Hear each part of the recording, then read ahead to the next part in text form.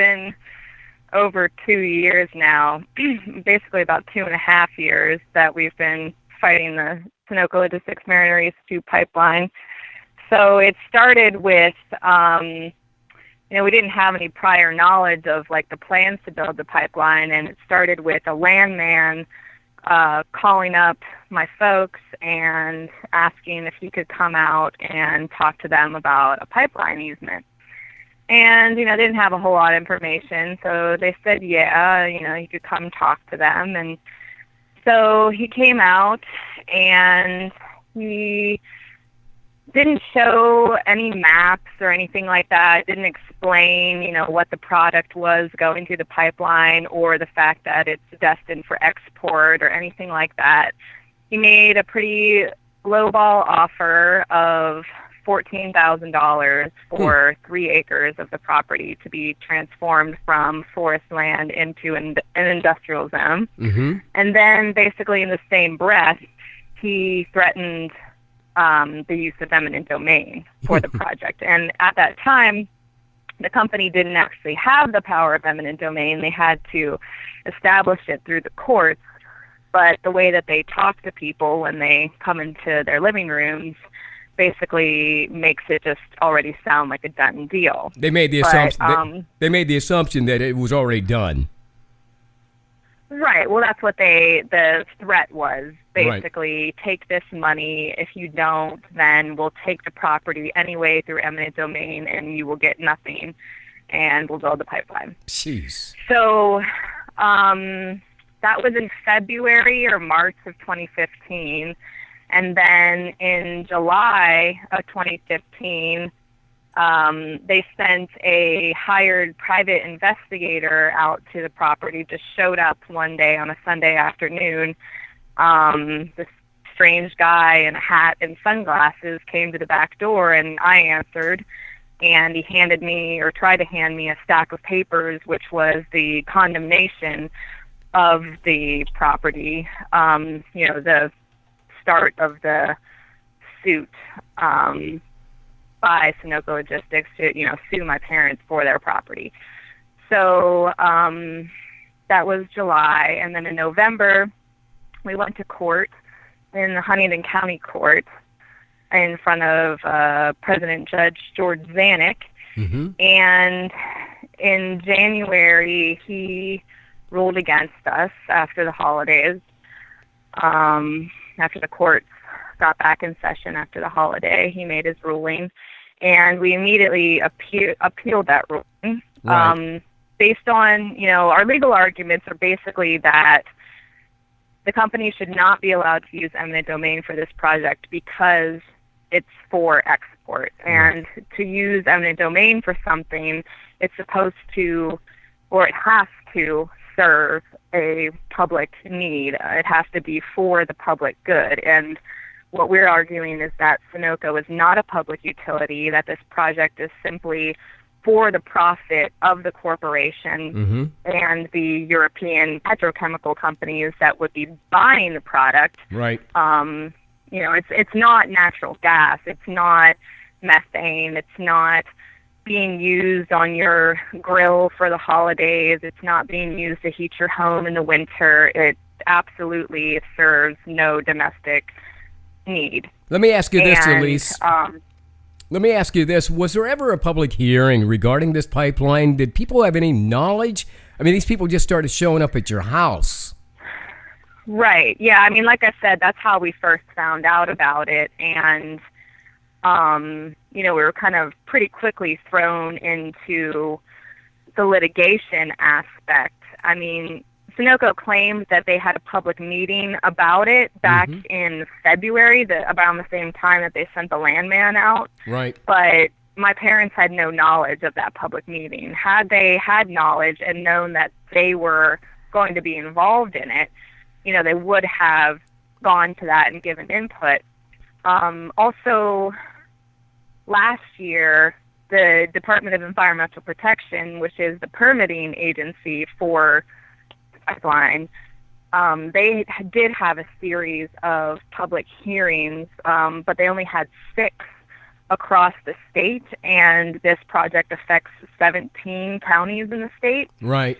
And so those meetings weren't very accessible to people. They were not advertised by the DEP. It's like if people aren't paying kind of an excessive amount of attention to this issue, right, you're going to be left in the dark. You know, I've spent hundreds of hours researching things for myself over these past few years, and without that, you know, I would be very in the dark about what's going on. The efforts that the company makes and that the DEP makes is to really just promote the project to the people, you know, tout how many jobs it's going to create and things like that, but they don't explain these other things. They don't tell people where the product is going. They don't explain what are natural gas liquids and what are the risks of, you know, signing one of these easements. Well, they don't tell people that. They just say, here's the money and don't worry about the risk. Yeah, let me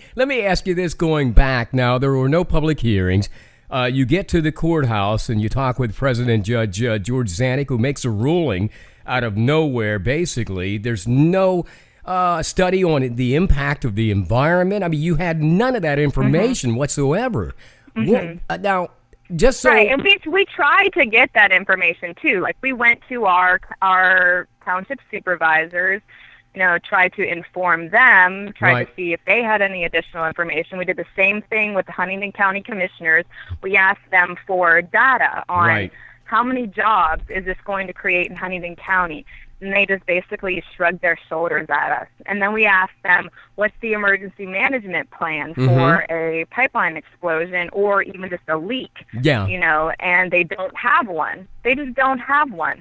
And yet we're supposed to be comfortable with this. We're supposed to just be okay with this and sign our property over to this company when, from our own research, you know, and our own just paying attention, we've seen how destructive they can be. You know, we're talking about a company who has the highest rate of accidents of any pipeline operator in the United States. We're talking about, you know, Sunoco Logistics has merged with Energy Transfer Partners, who is a huge pipeline builder. They're a $50 billion corporation. They were behind the Dakota Access Pipeline. We saw the great lengths they were willing to go to make that pipeline happen, you know, trampling over the rights of indigenous people. There were hundreds and hundreds of people arrested. There were hundreds of people injured. Yeah. There are people who, you know, suffered severe bodily injuries that they're going to have to deal with for the rest of their life. Right. You know, for that pipeline to be built. Now in Ohio and Michigan, they're building another pipeline called Rover, and they have been they're basically under fire from the Ohio EPA because they spilled 5 million gallons of drilling fluid into a wetland in Ohio. They destroyed a historical site. Right. They're causing landslides in Ohio along this route that are causing people to have to evacuate their homes. Right. And then here in Pennsylvania, Energy Transfer Partners is wrecking people's drinking water wells. There are already dozens of homeowners who have had their drinking water destroyed by this Mariner East 2 pipeline construction, and they've only started 1/4 of the drilling for this project. Right, we're speaking with Elise Gearhart, whose family has been impacted by the Sunoco Logistics pipeline coming through Huntingdon County. Let me ask you this: how much land, for your own benefit, from your family's benefit, did you have to give up in this eminent domain in order for them to run this pipeline through your through basically your backyard? Well, just to be clear, we haven't given anything up. We are still fighting the use of eminent domain for this project. Our case right now is under review by the Pennsylvania Supreme Court. We hope that they will hear that case. But the land in question is about 3 acres, and it was land. It's here on the property where I live with my folks, and it's a couple hundred feet from the house is where the pipeline easement starts. Right. So we're well within the blast zone for a major pipeline incident. The projected radius for a blast zone of a pipeline of this magnitude is 1,800 feet on either side. So we're well within that. People who, had no say whatsoever in the project, like our neighbors, for instance, who don't have the easement on their land, they have houses within that blast radius. They have, well water that comes from that same aquifer that Sunoco wants to drill into right here. Right. But the land itself, the plan, as far as the property owners were concerned, was to keep it in conservation, in perpetuity, basically for the public good. So, legacy land. That was the plan. Yeah. Let me ask you this, because, again, you have neighbors involved in this, and there's acreage we're talking about coming through Huntingdon County, but there are some problems down around school zones where this pipeline is actually passing within, like, school areas, I guess. What's the culpability? What's the culpability of these companies and responsibility when it comes to, let's say, perhaps there's an explosion, or there's, like we've heard about spills in Huntingdon County. They're halting the pipeline out at the lake because of various reasons. I mean, your feelings on that? Okay, well, there's a few different angles there. The first thing about the schools is that it's not just, one or two schools that are in the path of this pipeline. It's dozens across the state. And there is only one school that I've heard of in Southeast PA who has even tried to work out an emergency plan. Yeah. The school district had to do it themselves. It's not like they had some federal or state agency or professionals that work with the company come in and, tell these people how to plan for an emergency or how to mitigate an emergency. They kind of had to do it themselves. Right. But it's basically a futile effort, because if there was a major leak, this product is colorless, it's odorless, and the way you might find out about a leak is that it gets ignited, and it can be ignited by something as simple as a car ignition or a cell phone or a water heater kicking on. And the fact of the matter is that people do die in pipeline explosions. It happens. There was a huge explosion in San Bruno, California in 2010 where a dozen people were killed. There was another one in New Mexico in 2000 where I think it was 10 people were killed.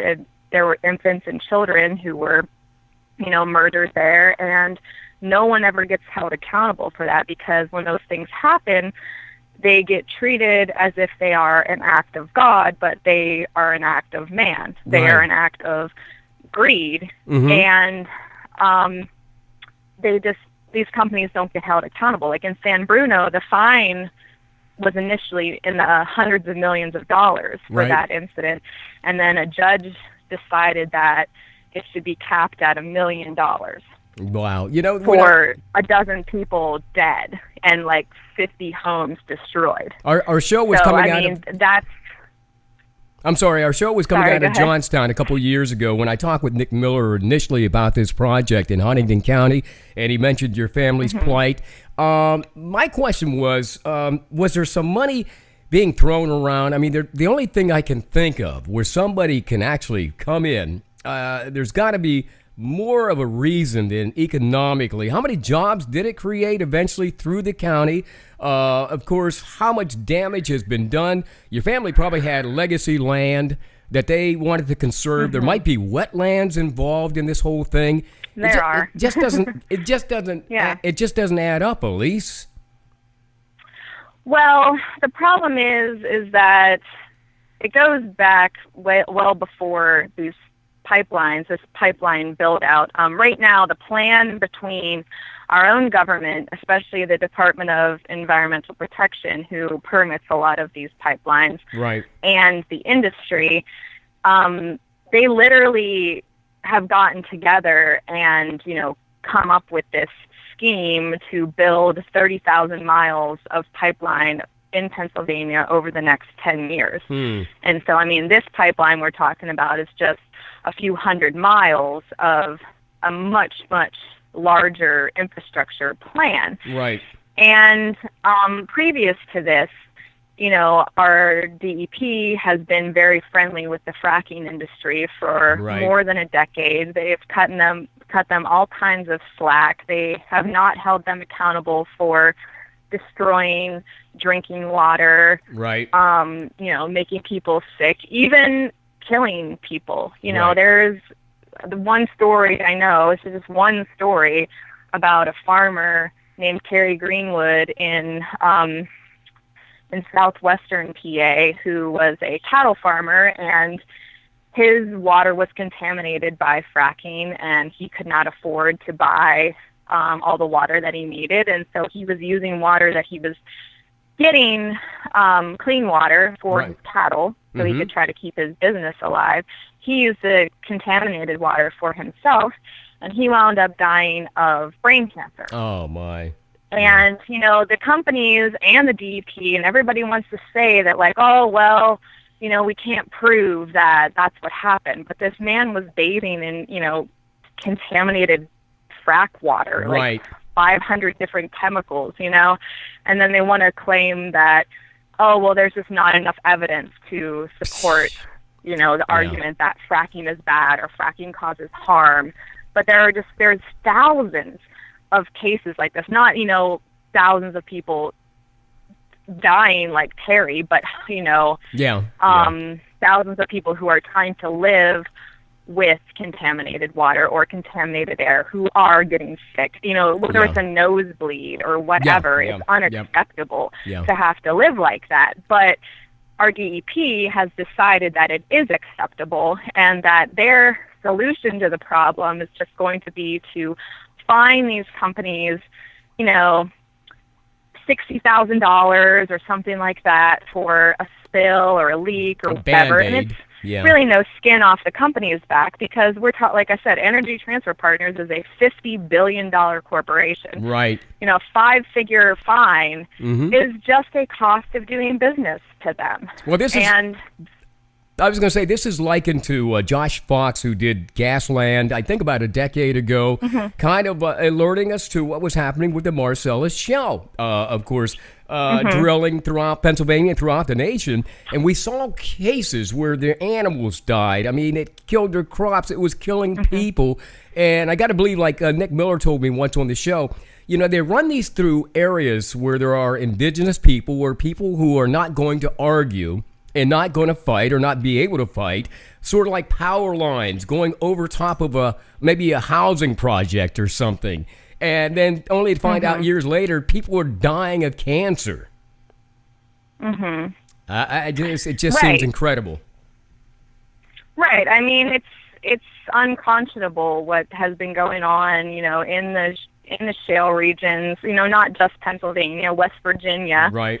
Has it worse in a lot of ways than we do. Like, Pennsylvania literally sends our frack waste to West Virginia and dumps it into communities where then people get sick, and have to try and live with that. But so these pipelines and allowing these things to happen and allowing, dozens of people to have their water table destroyed by horizontal directional drilling, that's just another part of, this bigger picture and this just cozy relationship between the agencies who are supposed to be protecting us from these things and the industries that are doing it to us. Yeah, let me ask you, where is the Gearhart family today in terms of impact? What does the future look like for you in your recourse to shut this thing down and maybe help out some of your neighbors and maybe the people in Huntingdon County, just to wake them up? Well, what we're doing, we're just asking for the right to say no, like, as landowners, that, given the history of these companies and the industry and all the damage we're witnessing them cause, that we deserve the right to say no. If we understood those risks and we still wanted to sell them our property, that would be different.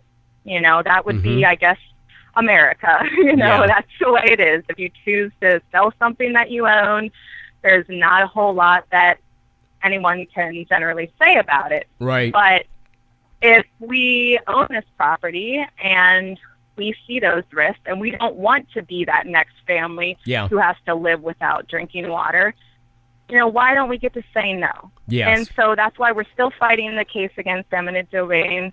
Like I said, it's on its way to the Pennsylvania Supreme Court, hopefully.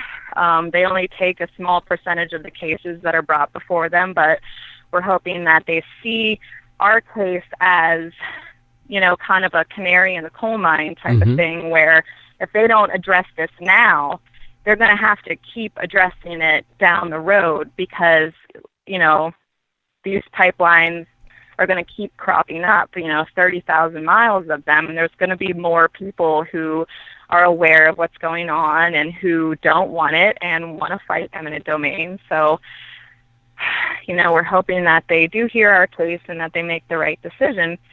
And so in the midst of that, even though, we still have this legal battle going against eminent domain, we also have a legal battle going against the permitting, which is against the DEP and the fact that they even issued permits for this horrible project. More than a year ago, almost a year and a half ago, we had people, including the property owner, my mother, arrested here on this property for trying to prevent tree clearing. We had 5 people criminally charged. My mother, who is a retired special education teacher, was thrown into solitary confinement for 3 days with no ability to contact the lawyer or her husband, was put in shackles and just, treated like she was some hardened criminal for just standing there and very calmly, given the situation, telling them to stop doing what they were doing. It's just not right that people should have to endure that or be treated like that for the benefit of this, fossil fuel corporation. And so right now, we're continuing that protest that we launched last year, and we have an encampment here, which we call Camp White Pine, and we are continuing to occupy the trees that we were able to keep from being cut down last year.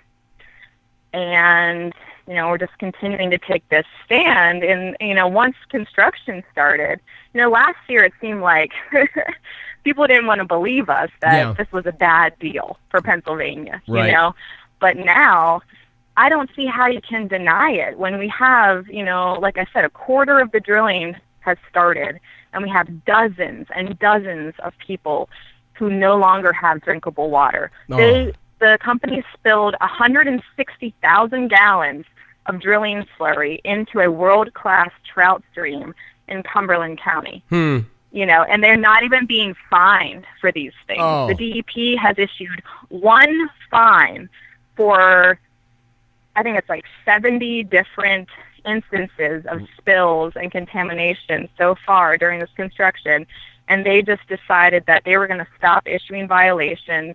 They were not going to levy fines. So it's like, if they're not going to protect us, we have to protect ourselves. And it's not like we're going out there and attacking the company or something. They're attacking us, and all we're doing is standing our ground and saying no.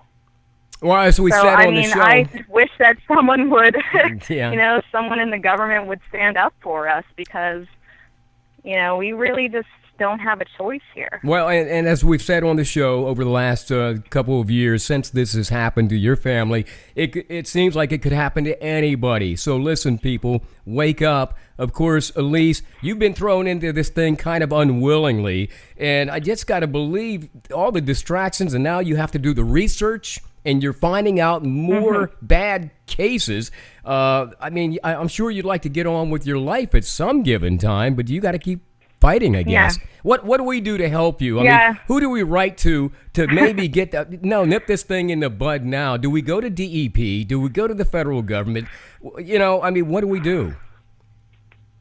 Well, there are some state representatives and at least one senator in Southeast PA who are, since the water contamination has been happening, they are, voicing an opposition at least to that. They're not, coming out and saying stop this pipeline altogether, but they're at least saying this is not okay to do it this way where, you're destroying people's well water. Right. And this is not safe. So what we're trying to do is get, senators and representatives across the state to join, with their cohorts and take that stance that, this is unacceptable. And until the company can prove that they can do this without causing that kind of damage, then they need to be stopped from causing the damage. Right now, there is a partial halt on construction because things have gotten so bad. The Environmental Hearing Board, which is a division of the DEP, a judge there halted all of the horizontal directional drilling projects, including, the one at Raystown Lake, including the one that they want to do here on my family's property, because been proven to be unsafe. But it's only a temporary halt until a hearing that is starting on Monday, August 7th. Yes. It's going to be August 7th through the 9th at the Department of Environmental Protection headquarters in Harrisburg. And so that is going to be open to the public. If people are able to make it to Harrisburg for a day or half a day to come to that hearing, it's important to, show public support for the, the fight against this, fight against this damage. So that's one thing, getting to your representatives and your senators and asking them to join with the others who are already, saying that we should put people before pipelines. Another thing, if people do want to directly support our fight here in Huntingdon, we have a fundraiser for bail and legal funds, which is fundraiser.com/Camp White Pine. And then just to stay updated, we have a Facebook page. It's after the flash, it's Camp White Pine PA.